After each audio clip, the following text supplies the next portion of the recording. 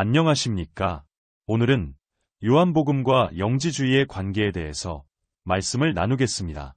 먼저 요한복음 3장 1에서 7절을 보겠습니다. 바리새파 사람 가운데 니고데모라는 사람이 있었다. 그는 유대 사람의 한 지도자였다. 이 사람이 밤에 예수께 와서 말하였다. 랍비님, 우리는 선생님이 하나님께로부터 오신 분임을 압니다. 하나님께서 함께하지 않으시면 선생님께서 행하시는 그런 표징들을 아무도 행할 수 없습니다. 예수께서 그에게 말씀하셨다.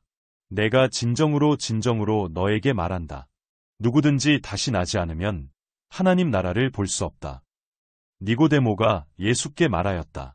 사람이 늙었는데 그가 어떻게 태어날 수 있겠습니까? 어머니 뱃속에 다시 들어갔다가 태어날 수야 없지 않습니까? 예수께서 대답하셨다. 내가 진정으로 너에게 말한다. 누구든지 물과 성령으로 나지 아니하면 하나님 나라에 들어갈 수 없다. 육에서 난 것은 육이요 영에서 난 것은 영이다. 너희가 다시 태어나야 한다고 내가 말한 것을 너는 이상히 여기지 말아라. 이렇게 기록되어 있습니다. 니고데모가 예수님을 찾아뵙고 인사를 드리자 예수께서 누구든지 다시 나지 않으면 하나님 나라를 볼 수 없다. 라고 말씀하셨답니다. 그런데 이 말씀 앞에 진정으로 너에게 말한다. 라는 말씀이 붙어 있습니다. 진정으로. 이 표현이 헬라어 성경에는 아멘이라고 되어 있습니다. 복음서 기자들이 예수님의 말씀 앞에 이 표현을 붙일 때는 그만큼 중요하다는 의미가 됩니다. 우리가 예배를 드릴 때 대표로 기도하는 분의 기도가 끝나면 아멘으로 화답합니다. 설교자의 말씀 선포 도중에도 아멘으로 화답할 때가 있습니다. 격정적인 설교자의 경우에는 설교를 시작하기도 전에 아멘부터 하라고 요구하는 경우도 있습니다. 그러나 그렇게 함부로 남용해도 되는 단어가 아닙니다. 진정으로 동의하는 경우에만 화답해야 합니다. 누구든지 다시 나지 않으면 하나님 나라를 볼 수 없다.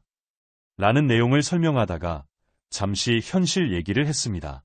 요한복음에는 하나님 나라라는 말이 이 본문에만 2번 나오고 다시는 등장하지 않습니다. 요한복음의 주제는 하나님의 나라가 아니라 영생이기 때문입니다.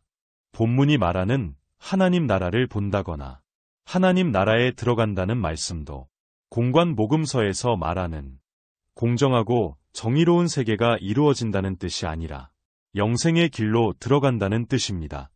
그러니까 누구든지 다시 태어나야 한다는 말은 한 번 태어난 것은 육적으로 태어난 것이고 성령에 의한 새로운 태어남이 있어야 영생을 얻을 수 있다는 뜻입니다. 이어지는 본문 8절을 보겠습니다. 바람은 불고 싶은 대로 분다. 너는 그 소리는 듣지만 어디에서 와서 어디로 가는지는 모른다. 성령으로 태어난 사람은 다 이와 같다. 이렇게 기록되어 있습니다. 이 본문은 영적인 새로운 탄생이 무엇을 뜻하는지에 대한 설명입니다. 바람은 기압의 차이에 의해서 발생하는 것이고 공기의 밀도가 높은 곳에서 낮은 쪽으로 흐른다는 것은 오늘날에는 초등학생도 아는 상식이지만 고대인들에게 바람이 어떻게 생성되고 어디에서 불어와 어디로 가는지는 신비의 영역으로 간주되었습니다.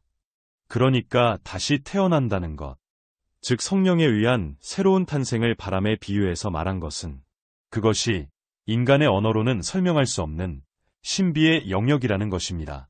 그러나 오늘날에도 신비의 영역으로 남겨두어야 할까요? 교회는 오랫동안 그렇게 해석해왔습니다. 영적인 탄생은 인간의 논리로 풀 수 없는 하나님의 신비의 영역이라고 말입니다.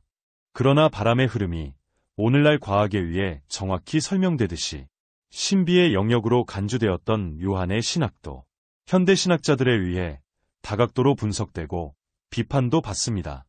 요한의 신학적 논리에는 물질적인 것은 악하고 정신적인 것은 선하다는 그리스 이원론적 세계관의 영향, 특히 영지주의의 영향을 강하게 받은 흔적이 나타난다는 것이 현대 신학자들의 일반적인 견해입니다. 서기 2, 3세기의 교회 지도자들은 요한복음이 영지주의를 부정하기 위해 쓰여졌다고 생각했습니다. 그래서 이 복음서가 성서에 들어올 수 있었습니다. 그러나 현대 신학자들 중에는 그렇게 생각하지 않는 분들이 많습니다. 요한복음은 영지주의적인 책이라는 것입니다. 2세기 교회에서 영지주의의 영향을 받은 사람들 중에 가연설을 제기한 사람들이 있었습니다. 가연설이란 물질은 악하고 정신은 선하다는 기본 전제하에 정신세계의 가장 고차원에 계신 그리스도께서 악하고 열등한 물질로, 즉 육체를 입고 세상에 오실 수가 없다. 예수님은 육체로 오신 것이 아니라 육신을 입은 것처럼 보였을 뿐이다. 라고 주장하는 이론입니다. 그러나 요한복음은 가연설을 부정하고 말씀이 육신이 되셨다고 선언합니다. 요한복음을 기록한 요한 공동체 사람들은 요한 1서, 2서, 3서에서도 가연설을 주장하는 교회 내의 영지주의자들을 극도로 혐오하며 공격합니다.